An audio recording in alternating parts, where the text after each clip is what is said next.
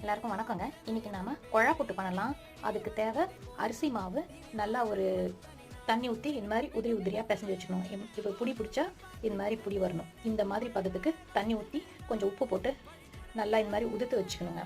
அப்புறம் தேங்காய், ஏலக்காய் போட்டு மிக்சியில் அரைச்சி இந்த மாதிரி தூள் பண்ணி வச்சுக்கணுங்க. மாவு ஒரு 10 to 15 மினிட்ஸ் ஊற வச்சிடணுங்க. அப்படியே மூடி போட்டு வச்சிடணும். 15 மினிட்ஸ் கழித்து குழா புட்டு பாத்திரத்தை அடுப்பில் வச்சுட்டு உள்ளே தண்ணி ஊற்றி வச்சுருக்கேன். தண்ணி இந்த லெவல் வரைக்கும் ஊற்றணும். ஊற்றிட்டு அது தண்ணி கொதிக்கிற டைமில் நல்லா கொதித்து வர்றப்போ இந்த குழாவில் உள்ள நாம் இதை ஃபில் பண்ணிடலாங்க.